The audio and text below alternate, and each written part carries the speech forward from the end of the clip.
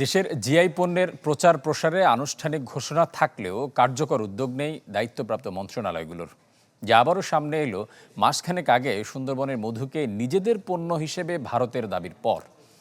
এখন পর্যন্ত কোনো পদক্ষেপই নিতে পারেনি বাংলাদেশ সরকার, যার পেছনে বড় দায় আমলাতান্ত্রিক জটিলতার। সিপিডি সংবাদ সম্মেলনে উঠে আসে এমন সব পর্যবেক্ষণ। সারা বিশ্বে সুখ্যাতি রয়েছে সুন্দরবনের মধুর, যার বড় অংশের উৎপাদনই বাংলাদেশে। তবে মেধাসত্ত্বের স্বীকৃতিতে বৈশ্বিকভাবে আরও এক ধাপ এগিয়ে গেল ভারত। মাসখানেক আগে আনুষ্ঠানিকভাবে মধুর মেধাসত্ত্ব দাবি করে বসে পশ্চিমবঙ্গ সরকার। এরপরও যেন টনক নড়েনি বাংলাদেশ সরকারের।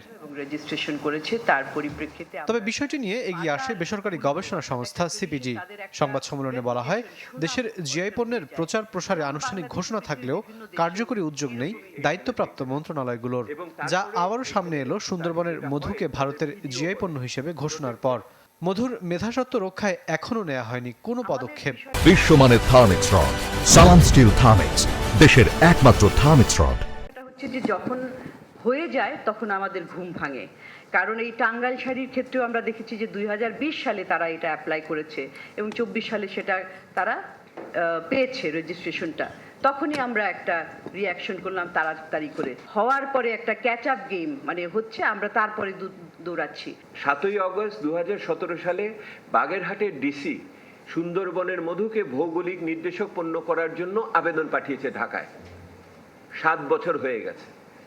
7 বছরের ভিতরে বাংলাদেশের প্রশাসন, বাংলাদেশের সংশ্লিষ্ট ব্যক্তিরা এইটার জন্য কোনো পদক্ষেপ নেয়নি।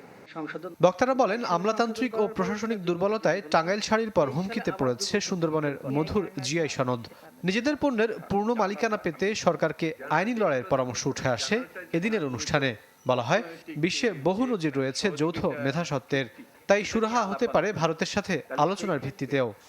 আমরা যদি প্রাথমিক বা মূল উৎপাদনকারী হই, তাহলে কেমন করে অন্য প্রতিবেশী দেশ তার একমাত্র প্রতিনিধি হিসেবে সুন্দরবনের মধুকে তারা আন্তর্জাতিক ক্ষেত্রে প্রচার করার সুযোগ পেল। সুনির্দিষ্টভাবে ভারতের সাথে সমস্যা সংকুল পরিস্থিতি আমাদের যদি এড়িয়ে চলতে হয়, তাহলে কি করণীয় আছে সেটা নিয়েও আলোচনা হবে। কিভাবে আমরা উইন উইন ভাবে এটাকে আমরা মার্কেটিং করতে পারি।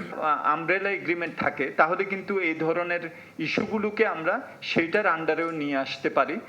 বর্তমানে বাংলাদেশের 31টি জিআই পণ্যের স্বীকৃতি রয়েছে। তখন তারা নিজেদের মধ্যে লিগ্যাল ডিসপিউট হতে পারে। রাকিব আল জাবেদ, চ্যানেল 24, ঢাকা।